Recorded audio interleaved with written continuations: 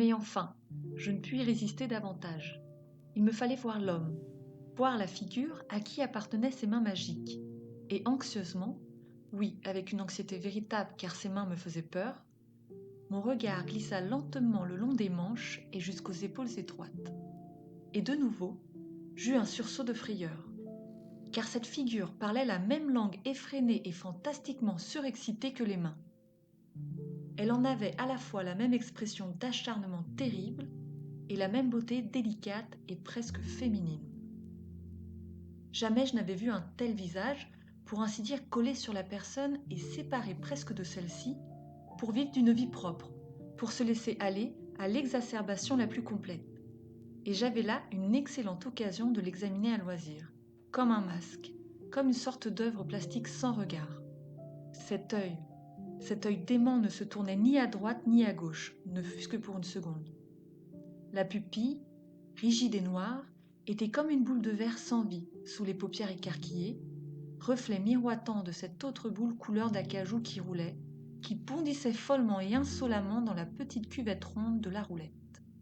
Jamais, il faut que je le répète encore, je n'avais vu un visage si exalté et si fascinant. C'était celui d'un jeune homme d'environ 24 ans. Il était mince, délicat, un peu allongé et par là si expressif. Tout comme les mains, il n'avait rien de viril, semblant plutôt appartenir à un enfant jouant avec passion.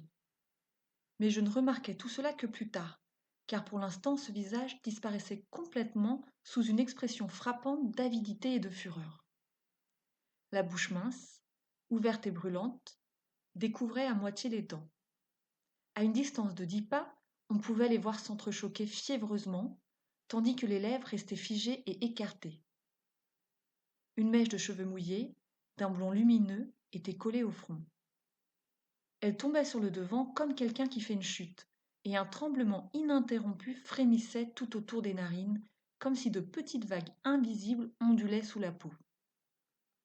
Et cette tête, toute penchée en avant, s'inclinait inconsciemment de plus en plus vers l'avant, si bien qu'on avait le sentiment qu'elle était entraînée dans le tourbillon de la petite boule. C'est alors seulement que j'ai compris la crispation convulsive de ses mains. Par cette seule contre-pression, par cette seule contraction, le corps arraché à son centre de gravité se tenait encore en équilibre. Jamais encore, il faut sans cesse que je le répète, je n'avais vu un visage d'où la passion jaillissait tellement à découvert, si bestial dans sa nudité effrontée, et j'étais tout entière à le regarder, ce visage, aussi fascinée, aussi hypnotisée par sa folie que ses regards l'étaient par le bondissement et les tressautements de la boule en rotation. À partir de cette seconde, je ne remarquais plus rien dans la salle. Tout me paraissait sans éclat, terne et effacé, en comparaison du feu jaillissant de ce visage. Et sans faire attention à personne d'autre, j'observais peut-être pendant 1 heure ce seul homme et chacun de ses gestes. Une lumière brutale étincela dans ses yeux. La pelote convulsée de ses mains fut brusquement déchirée comme par une explosion. Et les doigts s'écartèrent violemment, en frémissant, lorsque le croupier poussa vers leurs avides étreintes 20 pièces d'or. Dans cette seconde, le visage s'illumina soudain et se rajeunit totalement. Les plis s'effacèrent, les yeux se mirent à briller, le corps contracté en avant se releva, clair et léger. Il était devenu souple comme un cavalier porté par le sentiment du triomphe. Les doigts faisaient sonner avec vanité et amour les pièces rondes. Il les faisait glisser l'une contre l'autre, les faisait tancer et tinter comme dans un jeu. Puis il détourna de nouveau la tête avec inquiétude, parcourut le tapis vert comme avec les narines flaireuses d'un jeune chien de chasse qui cherche la bonne piste, et soudain, d'un geste rapide et nerveux, il versa toute la poignée de pièces d'or sur un des rectangles. Et aussitôt recommença cette attitude de guetteur, cette tension. De nouveau partirent des lèvres ces mouvements de vagues aux vibrations électriques. De nouveau les mains se contractèrent.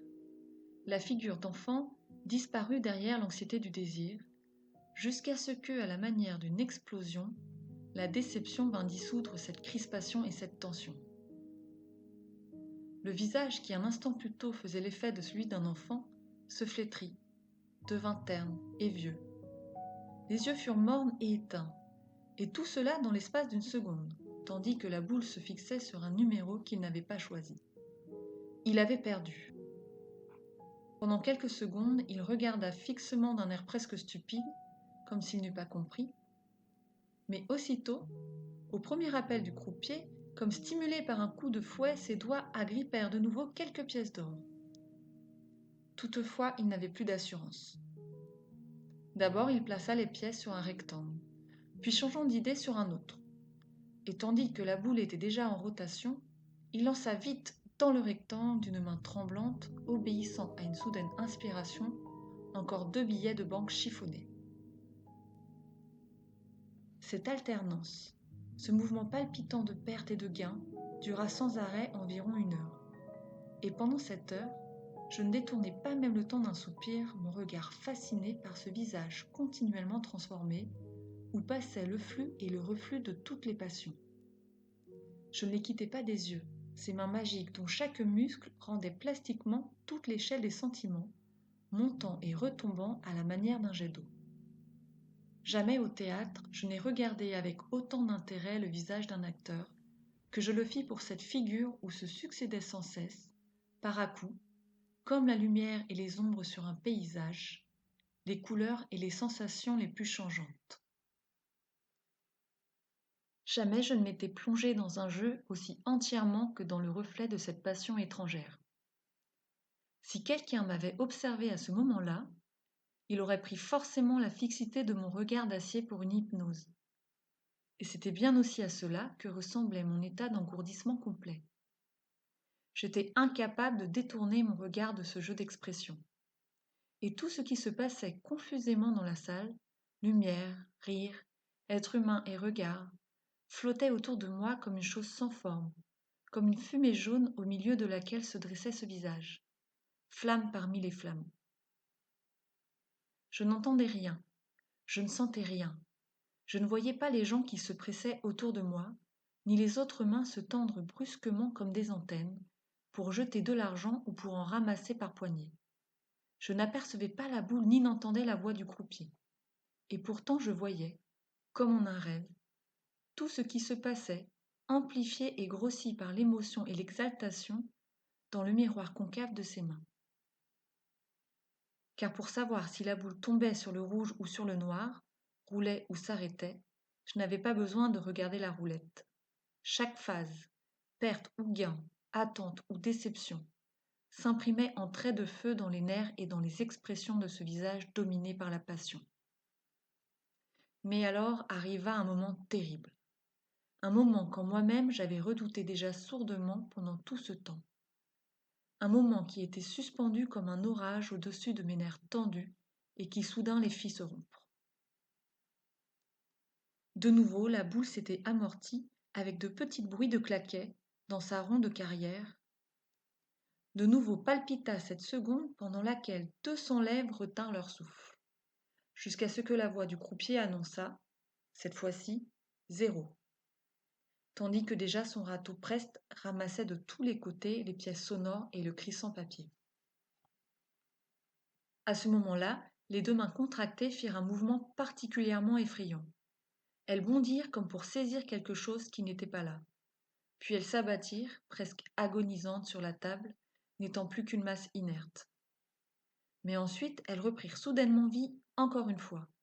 Elles coururent fiévreusement de la table au corps dont elles faisaient partie, grimpèrent comme des chats sauvages le long du tronc, fouillant nerveusement dans toutes les poches, en haut, en bas, à droite et à gauche, pour voir s'il n'y aurait pas encore quelque part, comme une dernière miette, une pièce de monnaie oubliée. Mais toujours elle revenait vide. Toujours elle renouvelait plus ardemment cette recherche vaine et inutile, tandis que déjà le plateau de la roulette s'était remis à tourner, que le jeu des autres continuait, que les pièces de monnaie tintaient, que les sièges remuaient et que les 1000 petits bruits confus remplissaient la salle de leur rumeur. Je tremblais, toute secouée d'horreur, tellement je participais malgré moi à tous ces sentiments, comme si c'étaient mes propres doigts qui, là, fouillaient désespérément à la recherche de n'importe quelle pièce d'argent, dans les poches et les plis du vêtement tout chiffonné. Et soudain, d'une brusque saccade, l'homme se leva en face de moi, comme quelqu'un qui se trouve subitement mal et qui se dresse pour ne pas étouffer. Derrière lui, la chaise roula sur le sol avec un bruit sec. Mais sans même le remarquer, sans faire attention aux voisins qui, étonnés et inquiets, s'écartaient de cet homme chancelant, il s'éloigna de la table d'un pas lourd.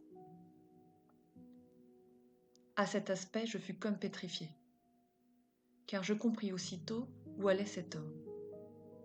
À la mort.